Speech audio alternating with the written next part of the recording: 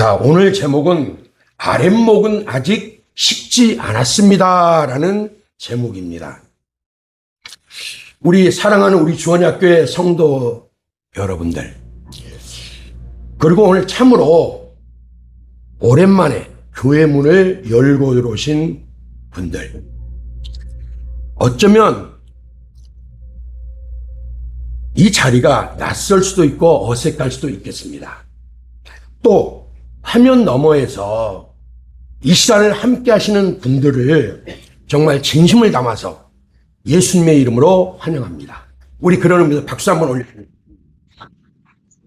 자, 그리고 우리 앞뒤 보시면서 인사들 나누겠습니다. 반갑습니다. 잘 오셨습니다. 은혜 많이 받읍시다.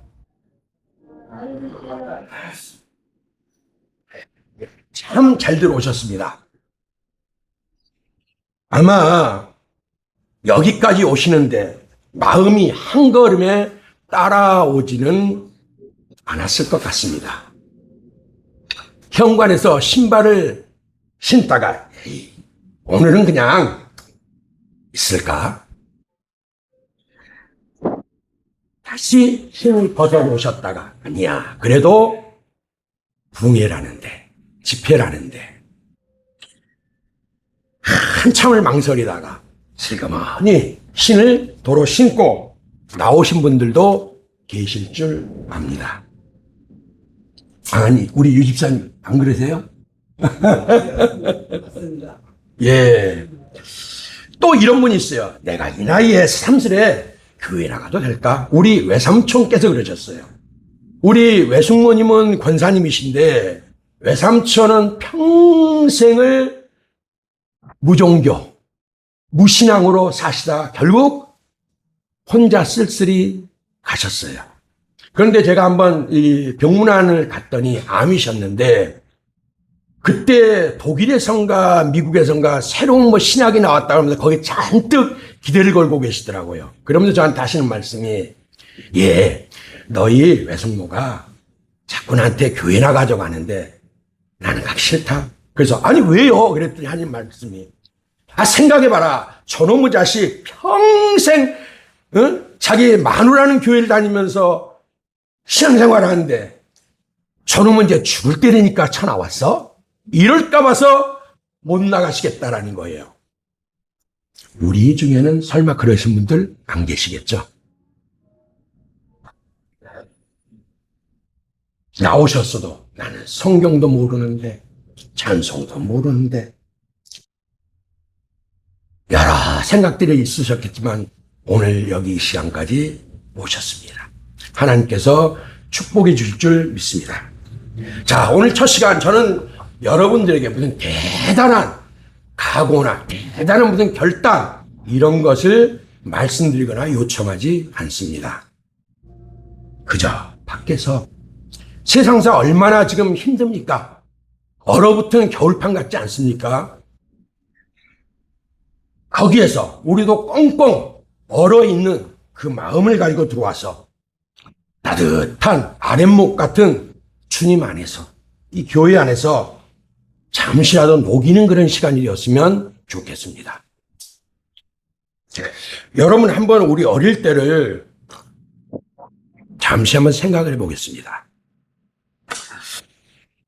저보다 더 연세가 지긋이 높으신 분들도 계시는데 문풍지가 하면서 생오지 문을 울리던 그런 겨울밤, 아니면 또 해가 뉘엿뉘엿 넘어가는 그런 겨울, 어떤 저녁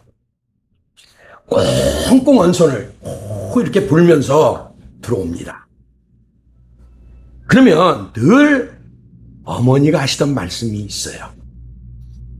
어여 들어와, 아랫목에 밥 묻어놨다. 그러면 언 손을 호호 불면서 구운 소미물을 슬쩍 들춥니다. 꼭 이렇게 솜이불 같은 걸 이렇게, 아니면 담요 같은 걸 이렇게 덮어 놓으셨거든요.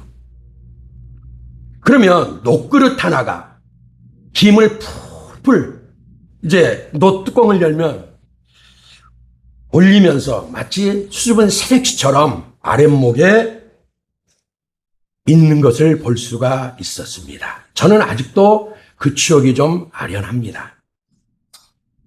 그 밥은 늘 따뜻했어요. 돌아올 자식을 생각하면서 저희 어머니만이 아니라 우리네 어머니들이 아랫목에 남겨둔 온기였습니다.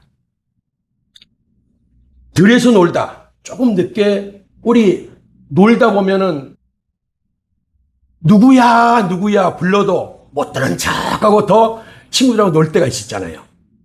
그러다 보면 좀 늦게 들어오는데 그래도 그 밥그릇만은 그 자리에 두셨습니다.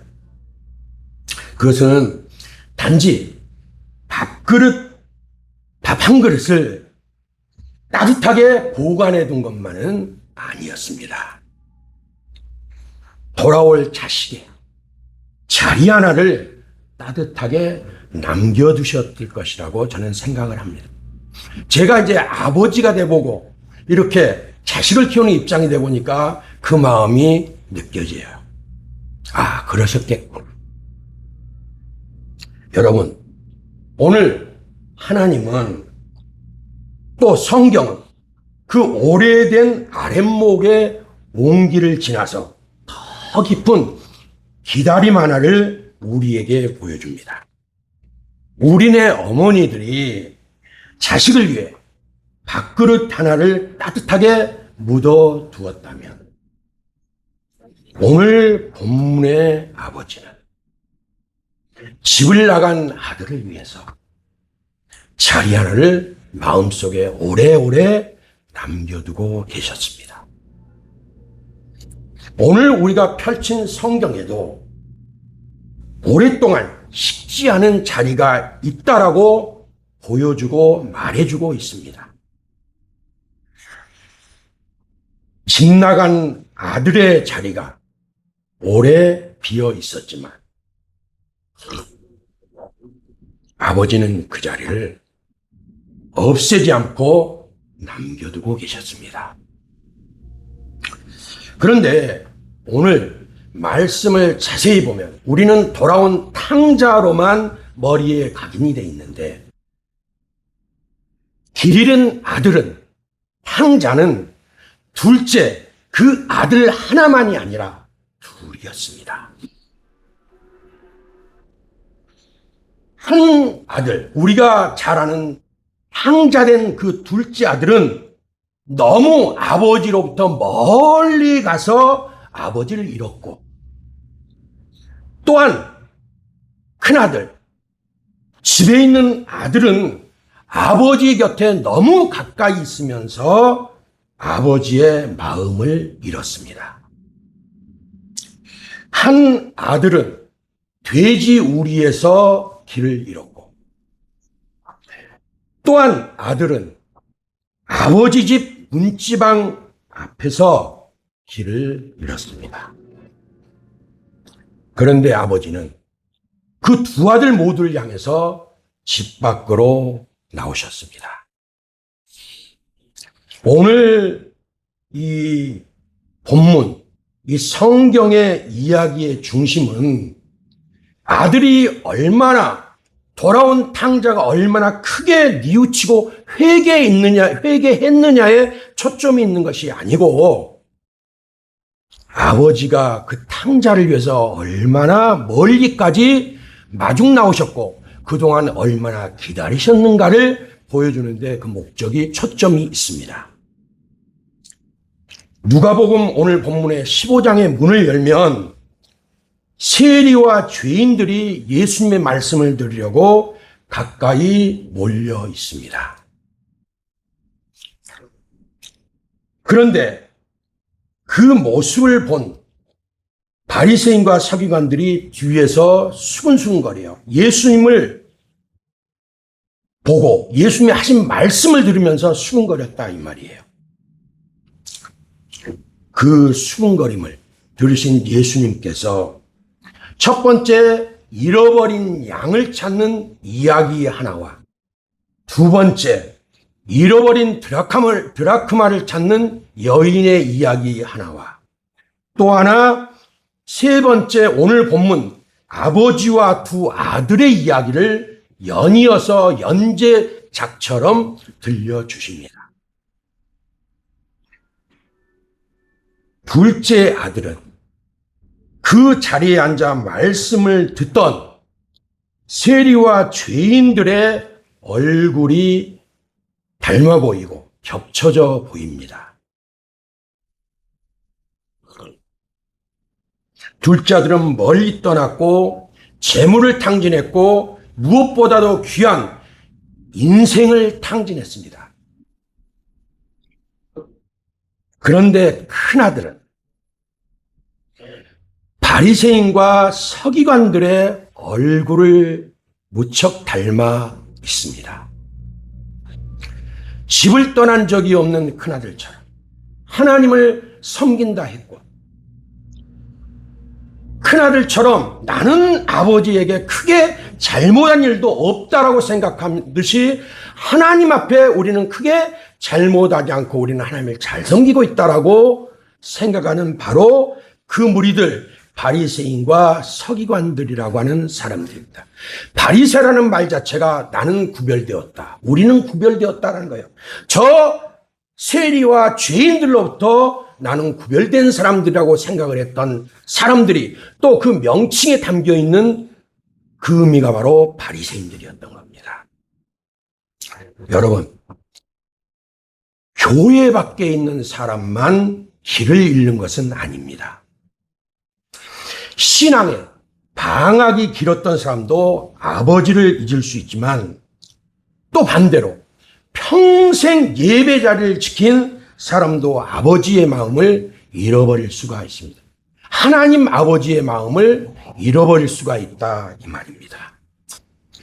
둘째는 나쁜 행실 때문에 멀어졌고 탕자되어 멀어졌고 큰아들은 착한 행실, 자기가 아버지를 섬긴 착한 행실, 공로를 붙잡고 아버지로부터 멀어졌습니다.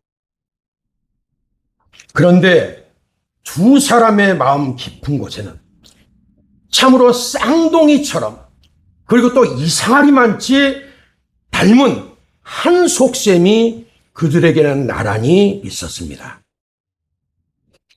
아버지보다 아버지의 재산이 아버지가 주시는 그 재물이 더 저는 좋습니다. 어느 날 둘째 아들이 도발적인 말을 하죠. 아버지 재산 중에서 내게 돌아올 분깃을 내게 주세요. 여러분, 유산이라고 하는 것은 보통 아버지가 세상을 떠난 뒤에 받는 것 아닙니까?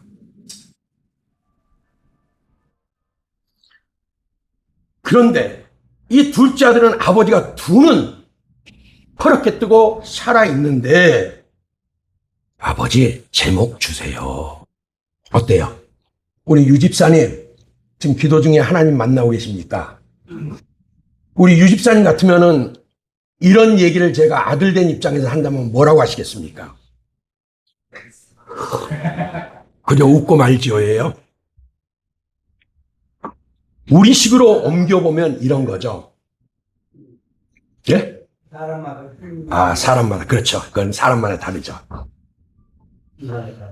우리식으로 옮기면 이런 얘기입니다. 아버지는 없어도 괜찮지만 아버지의 것은 지금 필요합니다. 이때 유대 문화를 보면요. 각 나라마다 문화가 있죠. 우리나라도 그렇지만 유대에서 아버지 살아생전에 유산 달라고 그런다. 신고 있던 신발짝으로 그냥 맞을 만한 일이에요. 더 심하게 말하면 살아계신 아버지 앞에 제상 차려놓고 향풀 피우고 있는 것이나 다름없는 꼴이다 이 말입니다. 아버지는 지금 분명히 말은 안 하시지만 네 애비 아직 안 죽었다. 이렇게 살아있어. 그런데 유산 달라고? 이런 입장일 수밖에 없는 거예요, 지금. 그런데 놀랍게도 아버지는 재산을 나누어 줍니다. 뭐라고 내 이놈? 다시 말해봐. 이런 말 하지 않고 또 억지로 붙잡아서 저놈을 당장 광에 넣어서 사흘 밤낮으로 굶겨라. 그래야 정신이 돌아올 게야. 이런 말 하지 않습니다. 사랑은 사람을 곁에 억지로 묶어두는 쇠사슬이 아니기 때문에 그렇습니다. 사람 마음은 잡아서 묶는다고 될 일이 아닌 것을 아버지도 알기 때문에 그렇습니다. 며칠 뒤 아들은 자기 몫을 챙겨 먼 나라로 떠납니다. 우리 옛날 민혜경 가수가 부르는 것처럼 내 인생은 나의 것. 이제부터는 내 인생 내가 산다. 나는 자유다. 이러면서 아주 룰루랄라 하면서 쌩 하고 떠났습니다. 그런데 집 나갈 때는 계획서가 있었는데, 자, 우리 뭐 어디 가더라도 머릿속에 잔뜩 이 생각 저 생각들이 많죠. 계획들이 있죠. 둘째도 그렇게 계획서를 가지고 떠났는데 돌아올 때는 처량한 반성문 한 장 달랑 들고 돌아옵니다. 돈이 있을 때는 사람들이 군대같이 몰려들면서 형님, 아우님 하면서 주위에 많았습니다. 그런데 돈이 떨어졌습니다. 흉년까지 엎친 데 겹친 데 격으로 들었습니다. 자, 작은 아들의 전화 배터리는 100% 충전되어 있는데 걸려오는 전화는 단 한 통도 없습니다. 왜요? 돈 떨어지니까 사람도 떨어집니다. 잔이비니 사람도 비었습니다. 끝내 그는 굶어 죽을 수가 없어서 그토록 유대인들이라면 싫어하고 멸시하는 돼지가 먹는 쥐염 열매라도 먹고 배를 채우고 싶습니다. 그런데 그마저 주는 사람이 없죠. 아버지 집에서는 도련님이고 아들이었는데 먼 나라에서는 돼지 새끼보다 못한 신세가 되었습니다. 여러분, 죄는 달콤하게 처음에는 속삭입니다. 괜찮아. 내 마음대로 살아. 그게 자유야. 그런데 마지막에는 우리 발목에 쇠고랑을 채웁니다. 죄는 처음에 자유를 약속하고 들어와서 끝내는 죄의 종으로 만듭니다. 우리에게도 이 둘째 아들이 먼 나라로 갔다면 우리에게도 각자 저와 여러분 저마다의 먼 나라가 있습니다. 꼭 술집이나 노름판만 먼 나라가 아닙니다. 아무에게도 말하지 못한 서운함 속으로 내 마음이 깊숙이 숨어버린 그곳. 저 사람만큼은 죽어도 용서 못해 하면서 문을 걸어 잠근 마음의 방. 돈만 있으면 괜찮을 줄 알고 평생 앞만 보고 달리다가 어느 날 신세 한탄이 되어서 불끈 방 안에서 혼자 웅크리고 있는데 마음 한구석이 시려오는 그 자리. 또 어떤 분은 평생 내 새끼만 잘 되면 됐지 하고 살아들 오셨죠. 아마 우리 권사님, 집사님들은 다 그러셨을 것 같아요. 내 오단벌은 다음으로 미루고 내 오단벌 삶는 것은 다음으로 미루고 먹고 싶은 것도 집어들었다가 사장님 이거 얼마예요? 네, 얼만데요? 슬며시 내려놓고 자식 입히고 먹이고 가르쳤습니다. 그런데 어느 날 자식들이 제 둥지를 찾아 떠나고 제 짝과 함께 떠나고 왔다 간 뒤에 또 떠난 뒤에 저녁밥을 먹은 뒤 텔레비전은 켜 있는데 내 이름을 부르는 사람은 없습니다. 여러분, 이 모든 것들이 또 그리고 외로움 자체가 죄라는 말은 아닙니다.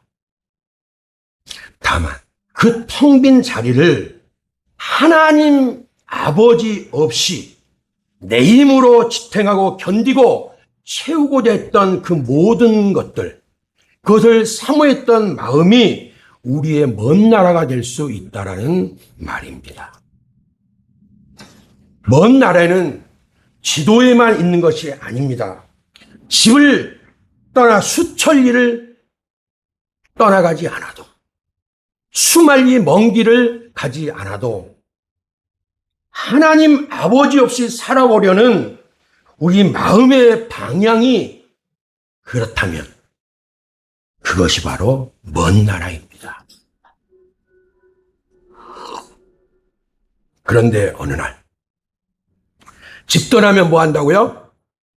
예, 집 떠나면 견고생이죠.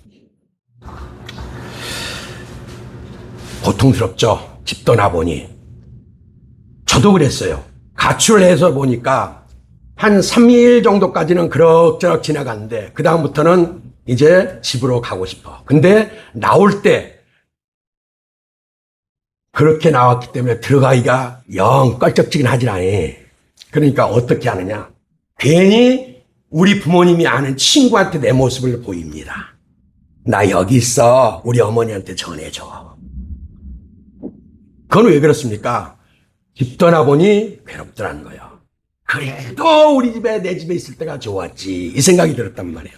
탕자가 그랬습니다. 그 아들에게, 탕자에게 한 가지 변화가 일어납니다. 성경은 그걸 뭐라고 얘기를 하냐. 이에 스스로 돌이켜 정신이 들었습니다. 여러분, 회개라고 하는 것, 성경에서 말하는 돌이킴이라고 하는 것은 자기를 미워하다 그 자리에 그냥 주저앉아 있는 것이 아닙니다. 아이고 내 신세야, 내가 아버지 뜰을 떠나서, 아이고 내가 그때 그랬더라면, 이러면서 주저앉아서 신세한탄만 하고 있는 것이 회개가 아니라는 거예요. 그 길에서 돌이켜 떠나 아버지께로 향하는 것, 그것이 바로 회개입니다.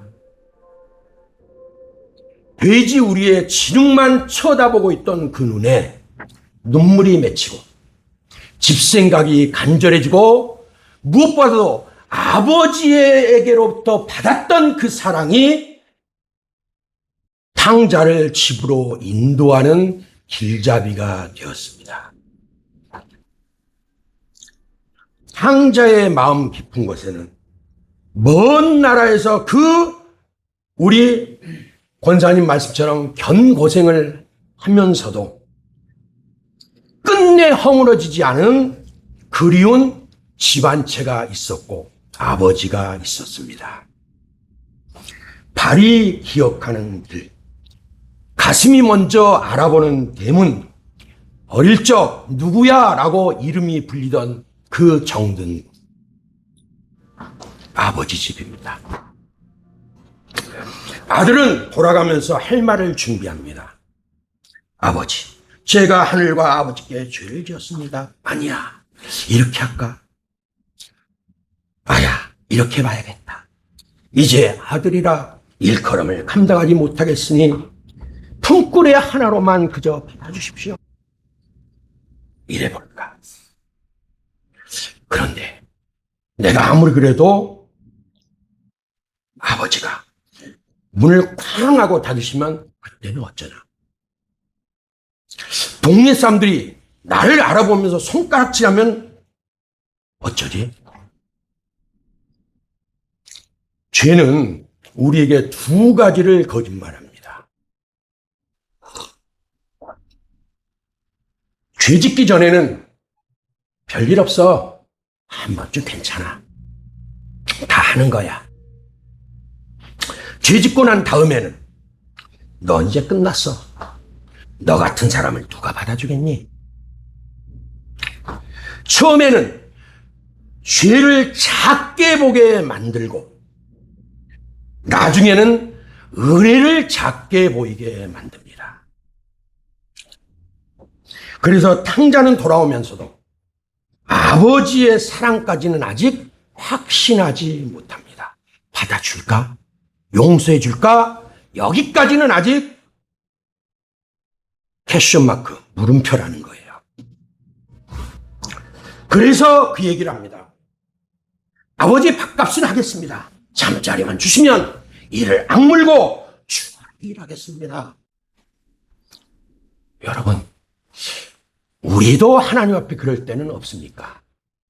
특히 이런 집회 같은 경우 하게 되면 하나님, 저요 이번에 깨끗게 해주시면요. 이번에 저에게 은혜를 주시면요. 이럴 때가 없느냐 이 말입니다.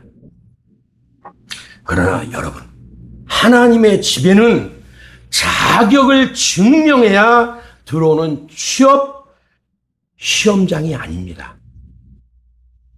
회개는 품꾼의 셈법을 내미는 것이 아니라, 내미는 것이 또한 아니라 아버지께로 그냥 돌아서 오는 것입니다. 아직도 거리가 먼데, 성경은 아직도 거리가 먼데라고 얘기를 합니다. 이제 해가 뉘엿뉘엿 기웁니다. 동부방 먼 흙길 끝에 한 사람이 보입니다. 어깨는 축 늘어졌고 옷은 다 해졌고 저게 거지야 뭐야? 이런 상태입니다. 멀리서 봐도 어이고 피골이 상접하네, 얼굴은 반쪽 같아 보이네, 이런 형편입니다. 한 걸음 또 한 걸음 터덜터덜 걸어오는 탕자. 고향은 가까워지고 집은 가까워지는데 발걸음은 오히려 점점 더 무거워지기만 하니 이게 웬일입니까? 그런데 오늘 본문 20절은 말합니다. 아직도 거리가 먼데 아버지가 그를 보고 치근히 여겨서 달려가 목을 안고 입을 맞추니, 아직도 거리가 먼데라고 합니다. 남들은 저기 웬 거지 하나가 오나 했을 것입니다. 봤더라도. 그런데 아버지는 단박에 알아봅니다. 얼굴이 달라져도, 옷이 달라져도, 세월이 사람을 반쪽으로 피골이 상접하도록 만들어 놔도 축 처진 어깨 하나, 저 멀리 휘청이는 걸음 하나만 보고도 압니다. 우리말로 아버지 마음을 옮겨서 읽어보면 아마 이런 소리였을 겁니다. 아이고 저거 내 새끼다. 뭐라고요? 아이고, 저거 내 새끼다. 예, 아이고 저거 내 새끼다. 아들이 아버지를 알아보기 전에 아버지가 먼저 아들을 알아봅니다. 아들이 아버지 품에 안기고 아버지를 찾기 전에 아버지가 먼저 뜁니다. 겉옷을 걷어붙이고 다닙니다. 여러분, 유대인들 옷 입은 거 보셨죠? 어때요? 길죠? 우리 구약에도 보지만은 이 긴 옷을 정강이가 보이게끔 올리면 안 됩니다. 그런데 이 아버지는 옷자락을 움켜쥐고 긴 겉옷을 걷어 올리고 마치 온 동네 운동의 계주 선수라도 된 것처럼 흙먼지를 일으키면서 달려갑니다. 우리나라도 그랬죠. 양반은 비가 와도 뛰는 법이 없지. 뛰는 것은 저 산것들이나 하는 것이요. 들어보셨습니까? 예. 이스라엘도 우리와 그런 문화입니다.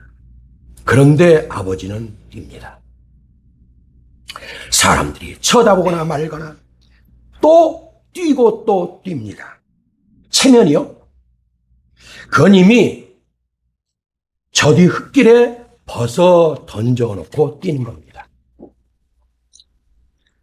그런데 아버지가 이 체면을 다 구긴 이날이 아들이 평생 아들로 돌아올 수 있는 그날이 되었고 아들이 생명을 다시 얻는 그날이 되었습니다. 아버지의 체면 구겨짐이 아들이 사는 길이 되었습니다. 아들에게서는 땀 냄새와 돼지우리 냄새도 배어 있었을 겁니다. 그런데 아버지는 우선 잠깐 아유 이게 무슨 냄새냐 우선 씻고 오너라 이러시지 않았습니다. 아버지는 그 냄새나는 목과 옷이 입혀져 있음에도 개의치 않고 끌어안았습니다. 아들이 준비한 반성문보다 아버지의 팔이 더 먼저 넓게 열렸습니다. 아마 지는 노을 아래, 만약 지금 사진으로 만약 찍었다면 지는 노을 아래 멀어졌던 두 그림자가 마침내 하나로 포개져 보였을 겁니다. 여러분, 사랑은 씻겨놓고 앉는 것이 아닙니다. 우리는 사람은 씻겨놓고 씻은 뒤에 앉을 수가 있지만 하나님은 씻겨놓고 앉지를 않습니다. 먼저 안으신 다음에 그 다음에 씻어내십니다. 무슨 얘기냐? 십자가의 사랑으로 있는 모습 그대로 받으시고 난 후에 이제 넌 내 아들이니까 내 아들답게 살아다오가 그 다음에 요구하시는 거예요. 그제야 아들이 가슴에 담겨뒀던 말을 꺼냅니다. 아버지, 제가 하늘과 아버지께 죄를 지었습니다. 아버지가 다그쳤습니까? 아들 스스로가 토해내는 말입니다. 지금부터는 아들이라 일컬음을 감당하지 못하겠으니 양심이 있죠? 그런데 마지막 한마디, 그토록 가슴에서 내뱉고 싶었던 말, 나를 품꾼의 하나로 벗어서 마치 보험 증서처럼 안전빵인 나를 품꾼의 하나로 벗어서 그러면 아버지가 더 받아줄 것 같은데 이 마음에 뭐가 있어요? 아들이라고 받아주지는 않더라도 종으로는 받아주시지 않을까라는 안전장치와도 같은 거예요. 그런데 그것을 꺼내기도 전에 아버지가 종들을 부릅니다. 어서 제일 좋은 옷을 입혀라. 손에는 가락지를 끼우고 발에는 신을 신겨라. 살진 송아지를 끌어다 잡아라. 우리가 먹고 즐기자. 옷, 가락지, 신발, 아들로서의 신분 상승입니다. 회복입니다. 이 모든 것은 옷, 가락지, 신발, 이 모든 것이 품고 있는 단어는 딱 하나입니다. 한 문장입니다. 너는 품꾼이 아니라 내 아들이다. 아들은 벌받을 각오로 품꾼으로라도 써주면 좋겠다고 왔는데 아버지는 잔치상을 차려줍니다.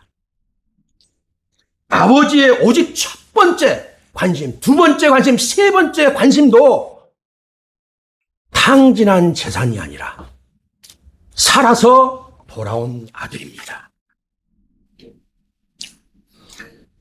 아버지의 기쁨에 겨운 말이 배어있죠. 이 내 아들은 아들입니다. 죽었다가 다시 살아났으며 내가 잃었다가 다시 얻은 이 은혜가 여러분 이 집회 동안에 일어나길 바랍니다. 여러분, 하나님은 그렇다고 해서 죄를 가볍게 여기시는 분이 결코 아닙니다. 그러나 그 죄보다 더 큰 긍휼로 죄인을 품으시는 겁니다. 우리 죄가 작아서가 아닙니다. 아버지의 긍휼이 우리의 죄보다 더 크기 때문에 받으시는 거예요. 자, 잔치가 시작됐습니다. 풍악이 울리고 사람들의 웃음소리가 왁자지껄하며 하하오 담장을 넘어갑니다. 오랫동안, 참으로 오랫동안 비어있던 작은 도련님, 작은 아들의 방이 불이 켜지고 환해졌습니다. 그때 들에서 일을 하고 돌아오던 큰아들이 풍악과 춤추는 소리를 듣습니다. 물어봅니다. 무슨 일인겨? 동생이 돌아왔습니다. 아버님께서 기뻐하셔서 살진 송아지를 잡으셨나이다. 오랍시오. 그런데 큰아들은 전혀 기뻐하지 않습니다. 기뻐하기는커녕 오히려 지금 말로 열이 받습니다. 화가 납니다. 집 안으로 들어가려 하지 않습니다. 참 묘합니다. 먼 나라까지 탕자되어 갔던 둘째 아들은 이제 집 안에 앉아 있는데, 평생 집을 떠난 적 없는 큰아들은 아이러니하게도 문 밖에 지금 서 있습니다. 돼지우리 냄새를 풍기던 아들은 꽃가옷을 입고 잔치상에 앉아 있는데, 평생 땀 흘려 일한 이 집 장남 맏아들은 잔치 소리를 들으면서 오히려 이를 한 일자로 꼭 물고 있습니다. 입을 이러고 있는 겁니다. 그러자 아버지가 또 한 번 집 밖으로 나오십니다.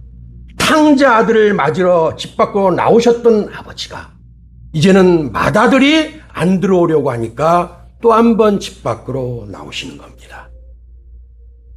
그리고 간곡히 권합니다. 얘, 들어가자. 얘야, 들어가자. 그런데 큰아들이 아버지의 그 말을 들으면서 오랫동안 자기 마음속에 적어두었던 장부를 쫙 펼칩니다. 제가 여러 해 아버지를 섬겼고 명을 어긴 적이 한 번도 없습니다. 그런데 저에게는 친구들과 즐기라고 염소 새끼 한 마리도 주신 적이 없지 않습니까? 그런데 저 아들이 돌아오니까 살진 송아지를 다 잡으셨습니까? 여러분, 사실 입장 바꿔놓고 보면 이 큰아들의 서운함이 조금은 이해되지 않습니까?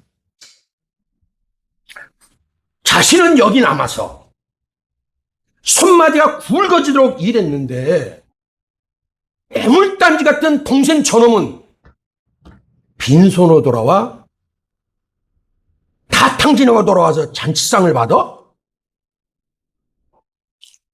그런데 여러분도 보셨지만은 이 맏아들의 입에서 아버지라는 다정한 부름도 동생이라는 말도 나오지 않습니다.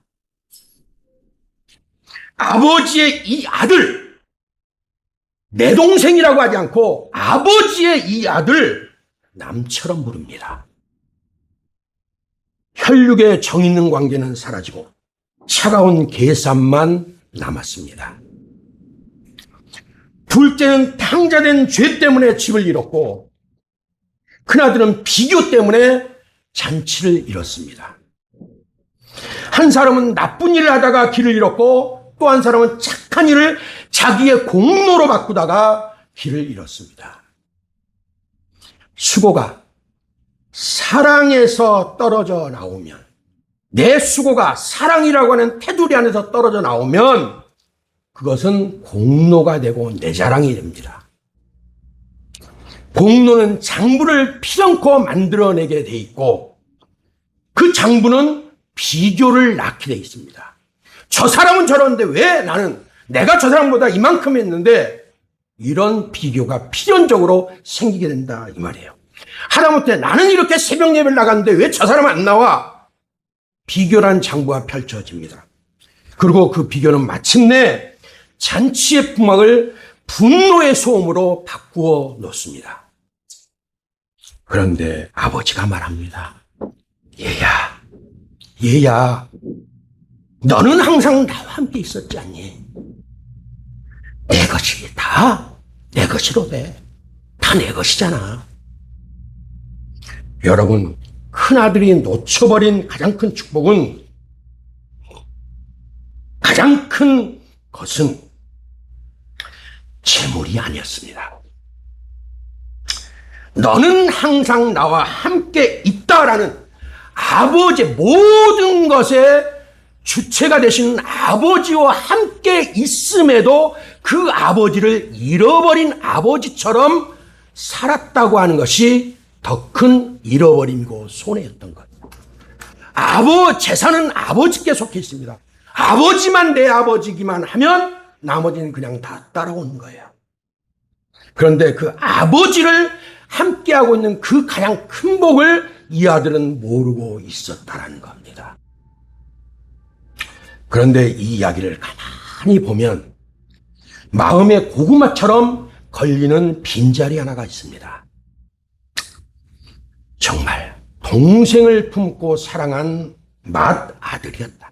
아니, 아버지가 그 집 나간 탕자되어 떠난 자신의 동생을 끔찍히도 기다리면서 그 늙은 눈을 뜨고 동구박을 쳐다보고 있는 그 마음을 10분의 1, 100분의 1, 1000분의 1, 만분의 1이라도 헤아렸더라면 그가 먼저 먼 나라로 가서 동생을 소문하고 찾아 나서지 않았을까요? 또 그렇게 했더라면 얼마나 좋았을까요? 그러나 큰아들 안타깝게도 동생을 찾으러 가본 적이 없습니다. 그런데 여러분, 복음 전체에 비달해서 보게 되면 우리에게는 로마서 8장 29절에 많은 형제 중에서 맏아들이 되게 하려 하심이라고 하는 참 아버지의 맏아들, 우리의 큰형님 예수 그리스도를 보게 됩니다. 성경에는 형제라고 히브리서에 표현하고 있고 로마서에서는 맏아들이라고 예수님을 표현하고 있습니다. 그 말씀처럼 하나님의 아들 예수 그리스도가 우리의 큰 형님이 되시고 하나님 아버지의 참 맏아들이 되십니다. 그래서 로마서 8장 29절은 많은 형제 중에서 맏아들이 되게 하려 하심이니라. 예수님을 그렇게 얘기를 하고 있어요. 주님은 먼 나라 같은 이 세상, 죄와 수치와 죽음 속으로 숨어버린 둘째 동생 같고 셋째 동생 같고 넷째 동생 같은 저와 여러분을, 우리 모두를 찾으러 오셨습니다. 인자가 온 것은 잃어버린 자를 찾아 구원하려 함이니라. 주님은 빈손으로 오지 않으셨습니다. 우리가 아버지를 떠나 하나님을 떠나 하나님으로부터 받은 것들을 내 것인 양 움켜쥐고 허비하면서 살아온 그 죄의 값을 주님께서 자기 생명으로 속전으로 내놓으시고 치르셨습니다. 우리가 하나님께 받은 것들을 탕진하며 돌아다닌 그 먼 길의 끝까지 찾아오셨습니다. 생각해 보십시오. 고린도전서 4장에 보면 하나님께로부터 받은 것이 없는 것처럼 자랑하지 말아라고. 우리의 모든 것은 내 생명부터 시작해서 내 아내, 내 가족, 내 자녀, 재산, 건강, 시간 다 하나님께로부터 받은 것들입니다. 참 맏아들이신 주님께서 우리가 허비한 그 모든 것을 찾아주러 오셨습니다.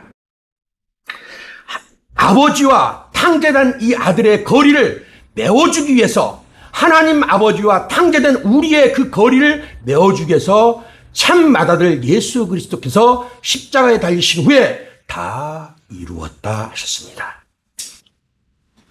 그렇기에 그 은혜가 있기에 우리는 품꾼으로 겨우 문지방이나 넘는 사람들이 이제 아닙니다. 그리스도 안에서 아버지의 밥상에 앉아 먹는 자녀들입니다. 사무엘서에 나오죠. 무비보셋이 사울 왕가의 아들입니다. 그러나 그가 도망치는 가운데, 왕궁이 멸망하면서 도망치는 가운데 유모의 실수로 떨어졌고 두 다리를 잃습니다. 그리고 노드발이라고 하는 광해에 묻혀 삽니다. 그런데 그 불과된 사울 왕의 후손을 다윗 왕이 찾아냅니다. 그리고 그를 왕의 상에서 왕자들처럼 대우하면서 같이 먹게 해줍니다. 그와 같은 사랑이 저와 여러분에게 베푸신 사랑인 거예요. 아직도 거리가 먼데 은혜가 먼저 우리를 알아봅니다. 우리의 느린 걸음보다 더 빠른 걸음으로 주님이 달려와서 기어이 우리를 품에 안으시는 그 사랑, 그것이 하나님의 은혜입니다. 사랑하는 여러분, 오늘 이 자리에 둘째 아들처럼 우리는 거리의 차이, 5m, 10m 우리가 측정을 한다면, 우리가 굳이 계산한다면 그런 차이는 있을지 모르겠으나 우리는 다 같이 아버지로부터 멀리 떠나 살아오던 사람들입니다. 여러분, 조련 선수가 현해탄을 수영 선수가 왔다 갔다 했다고 그랬죠.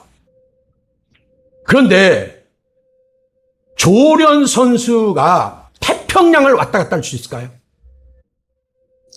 또 그러면 이제 좁혀서 한번 물어보겠습니다. 이 중에는 수영 실력이 좀 출중하셔서 유집사님 얼른 생각나는 수영장 한번, 큰 수영장 한번 얘기해 보세요. 수영장은 서울에서는 뭐 여기가 예. 어쨌든 우리가 그러면은 일본 현해탄 얘기가 나왔으니까 현해탄을 얘기합시다. 부산에서 현해탄을 건너갑니다. 그 중에 몇십 메다 가는 사람도 있고 몇백 메다 가는 사람도 있겠지만, 제가 볼 때 여기에서 현해탄을 넘어서 일본까지 수영으로 가실 만한 분은 있으면 손 들어보세요. 없습니다. 우리가 그렇다. 우리가 하나님 옆에 조금 이 사람보다 나은 것은 있을지 몰라도 하나님의 법으로 놓고 볼 때 하나님 요구시는 100%에 이를 수 있는 사람은 아무도 없는 거예요. 70%, 60%가 아닙니다. 하나님은 100%를 원하시는데 내가 70%를 하고 30%를 채워주는 분이 아니라 100%예요. 없으면 0인 거예요. 우리는 그냥 99도 필요 없습니다. 없으면 0인 거예요. 주님은 요만큼을 채워주는 분이 아니고 나의 모자는 이만큼을 채워주는 분이 아니라 나의 모든 100%를 채워주시는 은혜인 겁니다. 교회를 우리가 몇 달 쉴 수도 있고 방학도 할 수 있고 또 몇 년을 떠나 있을 수도 있고, 또 어떤 분은 내가 교회를 다녔었나 가만히 있자. 저 어디서 많이 들어본 찬송이긴 한데 이런 분도 있을 수 있습니다. 그만큼 아주 오랜 세월이 흘렀다는 이야기죠. 또 기도를 하려고 해도 도대체 무슨 말을 해야 될지, 둘째 아들처럼 무슨 말을 하지 아버지 앞에 하는 것처럼 그런 사람, 그런 분도 있다는 거예요. 입이 안 떨어집니다. 성경 구절을 자, 목사님께서 몇 장 한번 찾아보세요. 요한복음 19장 30절 한번 찾아보세요. 그러면 다른 분들은 얼른 번개쪽 찾는데 내 손은 이게 앞에 있나? 주인에게 구약에 있나? 신약에 있나? 손만 왔다리 갔다리 할 때가 많이 있습니다. 그렇지 않습니까? 우리 장로님은 어떠세요? 괜찮습니다. 다 몰라도 괜찮습니다. 아버지가 돌아온 아들한테 성경 시험부터 출제하지 않으셨습니다. 창세기 다음이 뭐냐? 그 다음 얘기해봐. 십계명 한번 외워봐. 이런 얘기 안 하셨습니다. 먼저 주셨습니다. 토닥 끌어줬습니다. 우리가 무엇을 하나님 앞에 증명하려고 할 필요가 없습니다. 그 사랑 하나만 바라보고 나의 셈법 내려놓고 오직 그 사랑만 바라보고 나오면 됩니다. 또 오늘 이 자리에는 큰아들처럼 아주 오래 집을 지켜온 분들도 계실 겁니다. 많이 계십니다. 우리 권사님들, 집사님들 다 그렇죠. 비가 오나 눈이 오나 바람이 부나 아픈 몸을 때로는 이끌고 예배에 나왔고 남몰래 속상한 눈물, 혼자 삼킨 눈물도 많았을 것입니다. 수염 났네, 털 났네 할 때도 많이 있었을 겁니다. 겉으로 말하지는 않지만 가슴 안에는 서운함이 한 겹, 두 겹 쌓여 있을 수도 있습니다. 왜 나만 이렇게 힘들지? 내가 한 일을 도대체 누가 알아주긴 하나? 그 말이 비록 입 밖으로 나오지는 않았을지라도 가슴에는 아주 오래 남아있었을 수도 있습니다. 사람은 떠나서만, 아까 집 나가면 뭐 한다고 했지만 떠나서만 지치고 고생하는 것은 아닙니다. 남아있으면서도, 집에 있으면서도 때로는 지칠 때가 많습니다. 오늘 성경의 아버지는 그런 큰아들, 집을 지키던 그 아들에게도 직접 나오셔서 간곡히 권하십니다. 얘야, 이 본문 속 아버지의 얘야를 오늘 우리 가슴으로 풀어놓아서 번역을 해보면 이런 아버지의 마음 아닐까 싶습니다. 얘야, 너는 항상 나의 눈에 담겨 있단다. 나의 마음에 담겨 있단다. 내가 흘린 눈물도 안다. 내가 견딘 그 고달픈 세월도 내가 안다. 아무도 몰라준 것 같았던 남몰래 수고했던 그 수고를 내가 알고 기억한단다. 그러나 아들아, 그러나 딸아, 알아다오. 나는 너를 결코 일꾼으로, 품꾼으로 부른 것만은 아니라 너는 내 아들이고 내 딸이야. 내 자녀로 불렀어. 저는 우리 주언약교회가 그런 아버지의 사랑이 느껴지는 집이 되기를 언제나 꿈꾸고 소원합니다. 물론 지금도 잘하고들 계시지만 그렇다라는 거예요. 멀리 갔다 돌아온 사람에게 왜 이제 왔느냐? 칼 같은 질문부터 들이내밀지 않고 참 잘 오셨습니다 하면서 의자 하나 권해드리는 그런 교회. 또 오래 섬기다 지친 사람에게 일 하나를 누가 잘하니까 이거 해. 더 하면 되잖아. 이거 더 얹어주기 전에 그동안 참 애쓰셨습니다. 말없이 손 한 번 더 따숩게 잡아줄 수 있는 그런 교회, 그런 성도, 그런 목사가 되기를 꿈꿔봅니다. 찬송 부를 때 저처럼 닥치어도 눈치 주지 말고 그저 한 의자에 앉아서 나란히 불러주는 그런 교회와 저와 여러분 되었으면 하고 늘 소원해 봅니다. 우리 주언역 교회가 크지 않아도 괜찮습니다. 큰 집만 사람을 타게 해주는 것이 아닙니다. 아랫목, 우리가 아무리 작은 교회여도 한 자리쯤은 늘 비워둘 수 있는 겁니다. 사랑하는 여러분, 누가복음 15장은요, 여러분들도 읽어보셨겠지만 참 결말 없이 이상하게 끝납니다. 이상하게 문을 닫습니다. 왜 이상하냐?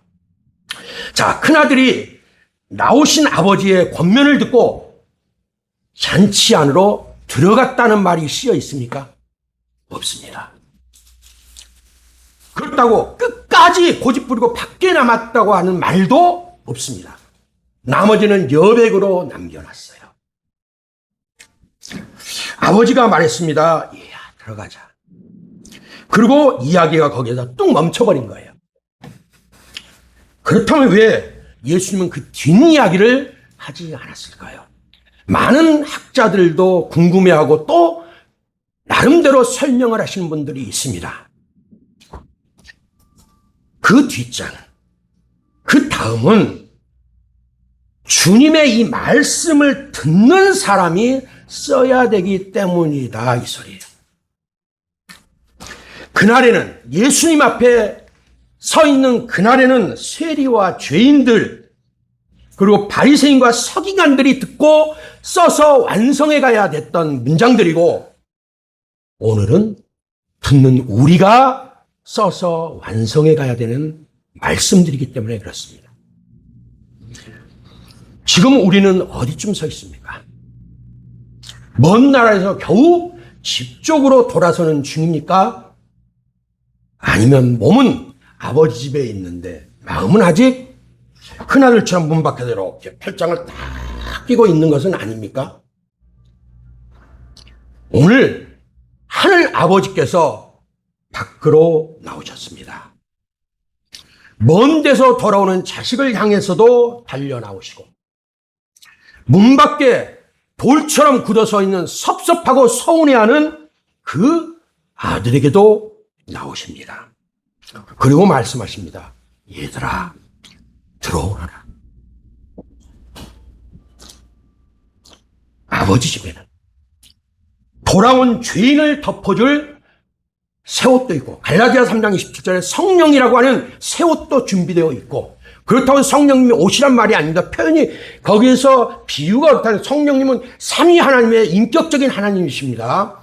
이거는 절대 미리 말씀드리지만 오해하시면 안 되는 거예요. 그리고 또 지친 자녀가 앉으실 따뜻한 자리도 있습니다. 죽었다가 살아난 사람을 위한 잔치상이 있습니다.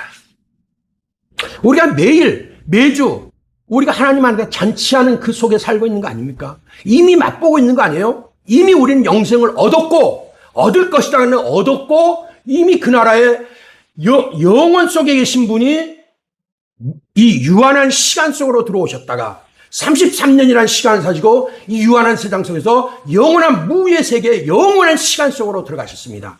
우리도 같이 에베소서 말씀처럼 그분이 일어나실 때 우리도 같이 일어나 앉아 있는 겁니다. 이미 구원을 얻은 존재들입니다. 얻을 것이다 아니라 얻었습니다. 여기서부터 신앙은 출발하는 거예요.